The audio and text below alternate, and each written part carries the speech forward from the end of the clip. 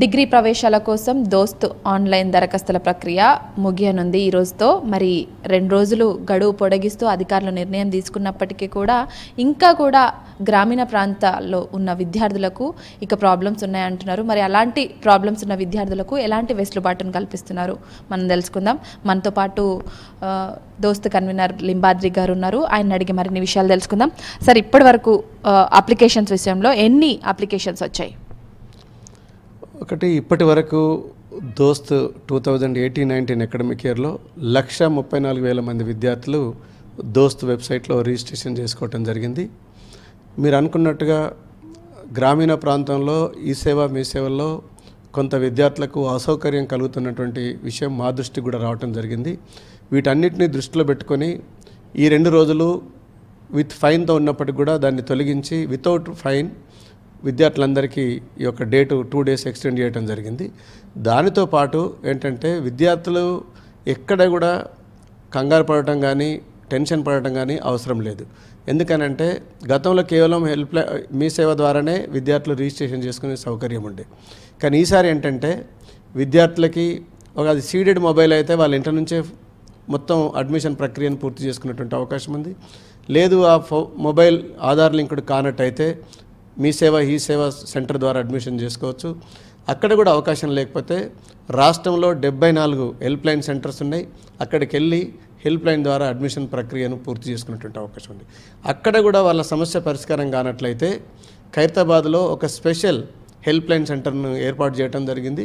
అక్కడ ఏ రకమైనటువంటి సమస్య ఉన్న విద్యార్థికైనా తప్పకుండా సరి అయినటువంటి సమాచారాన్ని ఇచ్చి వారి సమస్యను పరిష్కరించి అడ్మిషన్ ప్రక్రియను పూర్తి చేయడానికి మేము సిద్ధంగా ఉన్నాం. మనం ఈ విద్యార్థుల నుంచి ఏం కోరుకుంటున్నామంటే, మీరు అప్లికేషన్ ఫామ్ ఫిలప్ చేసేటప్పుడు తప్పకుండా మీ ఆధార్ నంబర్ను సరిగ్గా ఫీడ్ చేసుకోవాలి. మీ ఇంటర్మీడియట్ హాల్ టికెట్ నెంబర్ను సరిగ్గా ఫీడ్ చేయాల్సి ఉంటుంది. మీ నేమ్ను సరిగ్గా ఫీడ్ చేయాల్సి ఉంటుంది.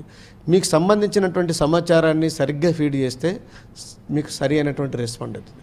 విద్యార్థుల నుంచి మన వరకు ఇప్పటివరకు వచ్చిన కంప్లైంట్స్ ఆధారంగా చూసుకుంటే మెయిల్ ఉంటే ఫీమేల్ అని, లేదంటే వాడు అప్పటి వరకు ఆ విద్యార్థి ఎంపీసీ చదువుకున్నా కూడా సిఈసి గ్రూప్ ఎంచుకోవడం, ఇట్లాంటివి కూడా ఇట్లాంటి ప్రాబ్లమ్స్ కూడా మన వరకు వచ్చాయి. మరి దానికి మీరు ఏం సమాధానం ఇస్తారు? మేము విద్యార్థులు ఇంటర్మీడియట్ మెమోలో అది ఎంపీసీకి బదులు సిఈసో, సిఈసికి బదులు ఎంపీసీ వచ్చినా, మేల్కి బదులు ఫీమేల్ వచ్చినా, లేదా ఇంకేదైనా చిన్న చిన్న కరెక్షన్స్ ఉంటే మేము విద్యార్థులను ఇబ్బంది పెట్టట్లేదు. మేము బ్యాక్ ఎండ్కి వెళ్ళి మేమే బోర్డ్ ఆఫ్ ఇంటర్మీడియట్ వెబ్సైట్ నుంచి సరి అయినటువంటి డాటాను సేకరించి కరెక్షన్ చేసుకొని విద్యార్థులకు ఎస్ఎంఎస్ పంపడం జరుగుతుంది. ఇప్పుడు ఇంటర్ అడ్వాన్స్డ్ సప్లిమెంటరీ రిజల్ట్స్ వచ్చిన తర్వాత వాళ్ళకి ఏమైనా అవకాశం ఇస్తున్నారా సార్ ఈ డిగ్రీ ఆన్లైన్ అప్లికేషన్స్ విషయం? ఈ అడ్మిషన్ ప్రక్రియలో ఫస్ట్ మనం 3 ఫేజుల్లో ఈ అడ్మిషన్స్ను కంప్లీట్ చేయాలనుకున్నాం.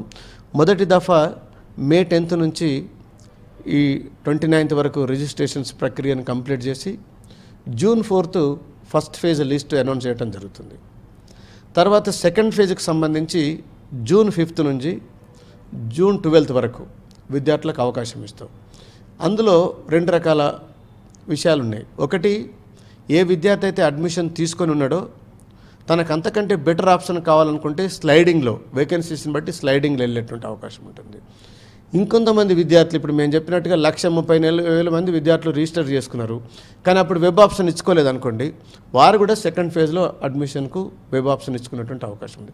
ఈ 2 రకాల అడ్మిషన్ ప్రక్రియను సెకండ్ ఫేజ్లో మనం పూర్తి చేయడం జరుగుతుంది.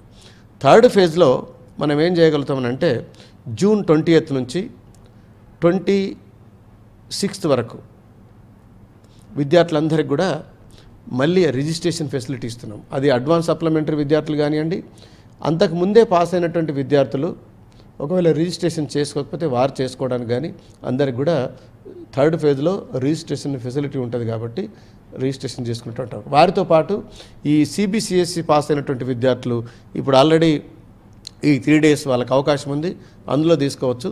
ఏదనుకుంటే థర్డ్ ఫేజ్లో వచ్చేటువంటి ఈ థర్డ్ ఫేజ్ అడ్మిషన్ ప్రక్రియలు కూడా వాళ్ళు రిజిస్ట్రేషన్ చేసుకునేటువంటి అవకాశం ఉంటుంది. ఇప్పుడు ఫస్ట్ ఫేజ్ కౌన్సిలింగ్ని ఏమైనా ఎక్స్టెండ్ చేసే అవకాశాలు ఉన్నాయా? ఎంతవరకు ఎక్స్పెక్ట్ చేస్తున్నారు ఈసారి డిగ్రీ కోర్సులో జాయిన్ అయ్యే వాళ్ళ సంఖ్య?